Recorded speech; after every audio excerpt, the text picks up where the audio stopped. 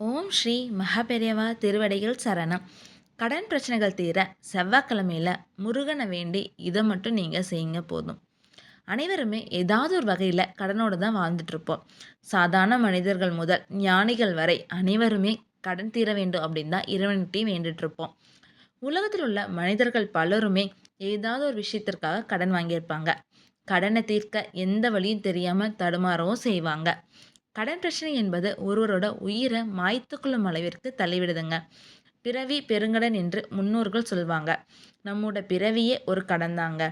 சம்பாதிக்கும் பணம் குடும்ப செலவிற்கு போதுமானதாக இல்லாத பொழுதும், தவிர்க்க முடியாத சில நெருக்கடியான சூழல் வரும்பொழுதும் தாங்க கடன் வாங்க வேண்டிய நிலைமைக்கு நம்ம தள்ளப்படுறோம். அனைவரோட வாழ்விலும் நல்லது கெட்டது என இரண்டு இருப்பது போல கடன் வாங்குவதும் கடனை திருப்பி கொடுப்பதும் அப்படிங்கிறதும் இயல்பான ஒன்று தாங்க. சிலர் கடனை அடைப்பதற்காக கடுமையாக முயற்சி செய்வாங்க.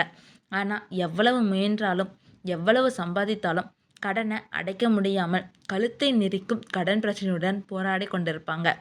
கடனிலிருந்து விடுபட என்ன பரிகாரம் செய்யலாம் அப்படிங்கிறத பற்றி தாங்க இந்த பதிவில் பார்க்க போகிறோம். செவ்வாய்க்கிழமையில் முருகபெருமானை தரிசித்து வந்தீங்க அப்படின்னா கடன் தீர வழிவகைகள் பிறக்குங்க. கடன் பிரச்சனைகள் அனைத்திற்கும் தீர்வு காண முருகன் பெருமான் அருள் புரிவார். அவருடைய வழிபாட்டிற்கு ஏற்ற தினம் செவ்வாய்க்கிழமை தாங்க. அன்றைய நாளில் கடன் பிரச்சனைகள், பணி தொடர்பான பிரச்சனைகளை நினைத்து முருகனை நீங்கள் வழிபடலாம். செவ்வாய்க்கிழமை அன்று நல்ல செயல்கள் தொடங்க ஏற்ற நாள் இல்லை என்று பாரம்பரியமாக நம்பப்பட்டு வருதுங்க. ஆனால் செவ்வாய்க்கிழமை அன்று முருகனுக்கு செய்யும் வழிபாடு பூஜைகளுக்கு ஆற்றல் அதிகம் அப்படிங்கிறது ஐதீகங்க. இந்த பரிகாரம் செய்வதற்கு கோதுமையை வாங்கி அலசி நன்கு காய வைத்து அதை மாவாக அரைத்து எடுத்து வச்சுக்கோங்க. கடையிலிருந்து கோதுமை வாங்காமல் வீட்டிலே அரைப்பதால் நாம் செய்யும் பரிகாரம் கூடுதலாக பலனளிக்குங்க. நீங்கள் எந்த அளவுக்கு கோதுமை மாவு எடுக்கிறீங்களோ அந்த அளவுக்கு சர்க்கரையும் எடுத்து இரண்டையும் ஒன்றாக கலந்து சிறு சிறு உருண்டைகளாக உருட்டி ஒரு நாள் முழுவதும் வெயிலில் காய வைத்து எடுத்து ஒரு பாட்டிலில் போட்டு வச்சுக்கோங்க. குறைந்தது 40 உருண்டைகள் வர அளவிற்கு நீங்கள் உருட்டிக்கோங்க.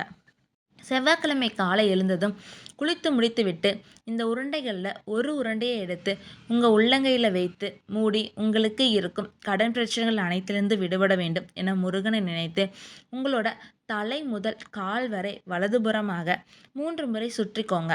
அதன் பிறகு நீங்கள் வெளியில் செல்லும் வேளையில் புற்று போன்றவற்றிற்கு இதனை உணவாக வைத்து விடுங்கள். அப்படி இல்லையா தண்ணீர் ஓட இடங்களில் இதனை நீங்கள் போட்டுருங்க. முருகபெருமான செவ்வாய்க்கிழமையில் தரிசிப்பதும் வணங்குவதும் பலவிதமான நன்மைகளை தருங்க. அதனால் செவ்வாய்க்கிழமை அன்று முருகனை நினைத்து இந்த பரிகாரத்தை நீங்கள் தொடர்ந்து செஞ்சு வந்தீங்க அப்படின்னா உங்களுக்கு இருக்கும் கடன் பிரச்சனைகள் அனைத்திலிருந்துமே விடுபடலாங்க. ஹரஹர சங்கர ஜெய ஜெய சங்கரா, ஹரஹர சங்கர ஜெய ஜெய சங்கரா. ஓம் ஸ்ரீ மகாபெரியவா திருவடிகள் சரணம் சரணம்.